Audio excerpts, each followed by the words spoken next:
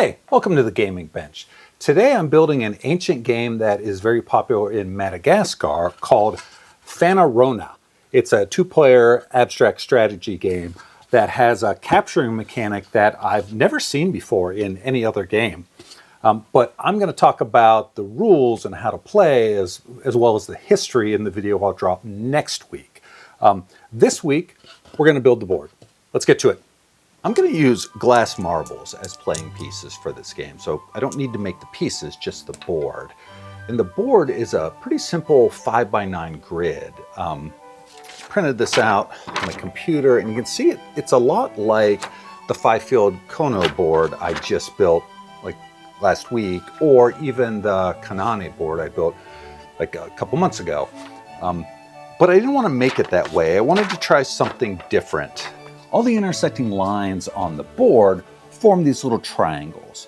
And I thought I could cut out each individual triangle, maybe out of contrasting species of wood, and then glue them back together. This is essentially marqueteria. And maybe you've seen this before in like a beautiful inlaid floor.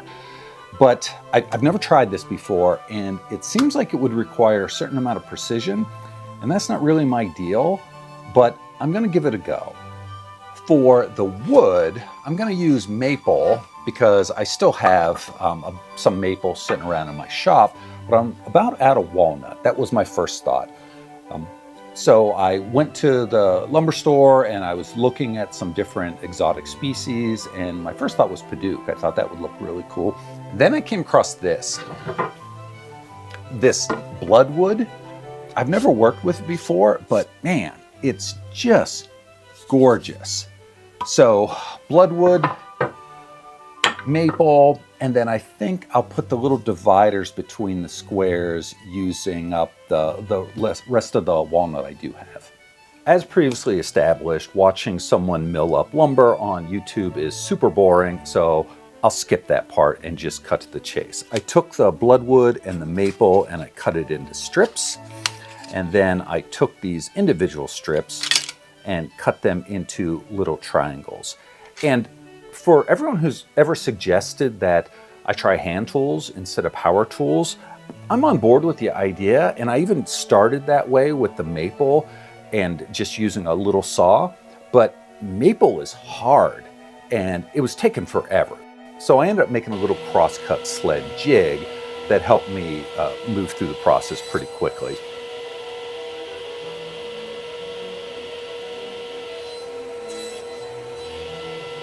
Now, as I was doing this, I got a little lackadaisical, and I'm not sure what happened, but you can see here, the blade catches the wood and launches it. I was lucky, kept all my fingers, but man, it could have been disastrous. Here it is at 2% speed, and you can see how quickly it just launches that wood, and how long it takes my brain to register what's happening and yank my hands away. I mean, this is why people lose fingers on table saws. So, a timely reminder that I need to be aware and careful, especially when I'm doing a bunch of repetitive tasks. And this is what I ended up with. Here's all the maple and bloodwood cut up into little triangles, and I just roughly laid it out. I still have to put the walnut strips in between it, cut up a bunch of these, obviously. And I'm gonna glue this to just a piece of 1/4-inch ply. This will be covered, but also I know the plywood is flat and it'll be easier than trying to just like glue these pieces to each other. The challenge is going to be to get all the pieces aligned the right way with the right spacing. And I've already screwed this up. You can see there's glue on both sides of this because I had to place them and then remove them because I realized I screwed it up. That is correct.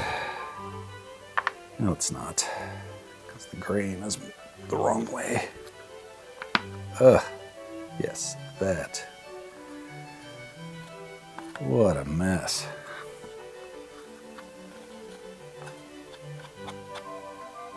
Okay.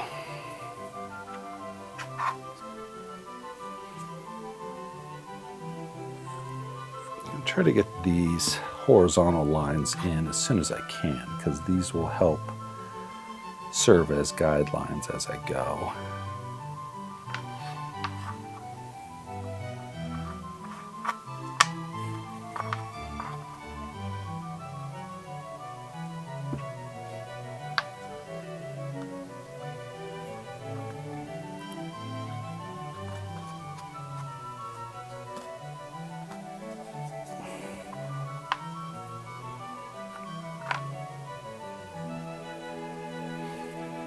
Now, one thing that's going to make this project a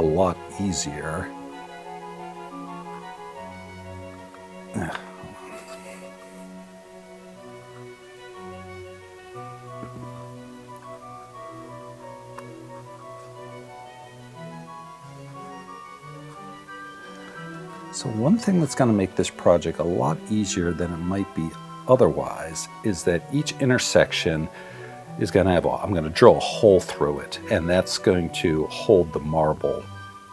So I don't have to worry about getting these intersections completely lined up. If I did, then I would have to cut like 45-degree angles, and it would be like that Japanese interwoven woodworking kimiko, I think it's called. And that would be much more fiddly than what I'm doing here, which is fiddly enough for me.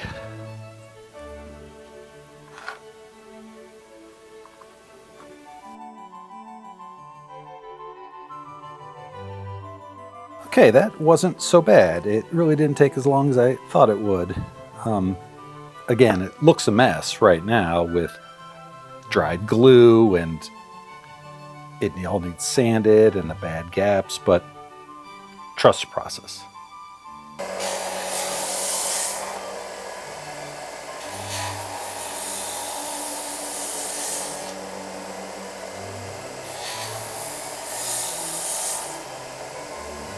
Yeah, so that disc sander really worked a treat. Made short work of this. Okay, here's what's next. I cut some rails to go along the outside of the board, and I also use my router to cut 2 pockets to hold the marbles. I just used my router and a simple frame jig and lowered the bit little by little, made several passes till it got to the depth I wanted. But before I glue all this together, I need to do the thing that's really been worrying me. So obviously the intersections are super sloppy, right? Because I didn't cut the walnut dividers so that they would perfectly align. And my plan all along was to drill these out, and these will be holes where the marbles will sit. So now I need to do that, and maybe it'll work perfectly. Maybe all this inlay stuff will blow out and chip out. I know I don't have all of these perfectly aligned, so I'm not sure how this is going to turn out, but we'll give it a go. All right, here goes nothing.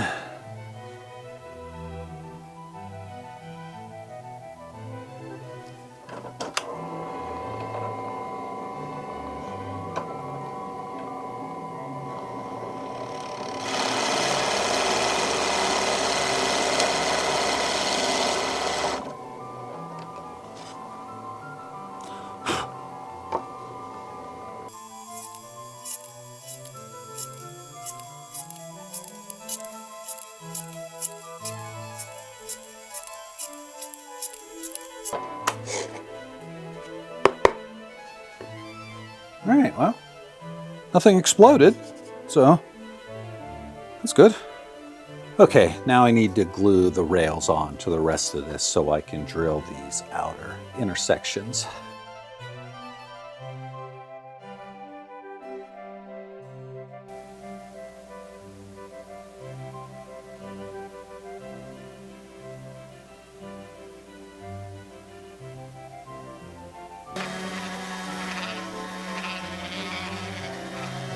Last step in construction is to plug all these holes. I got a piece of walnut veneer, cut a bunch of discs, And I'm just going to drop them in to cover up the ugly bottom of the hole.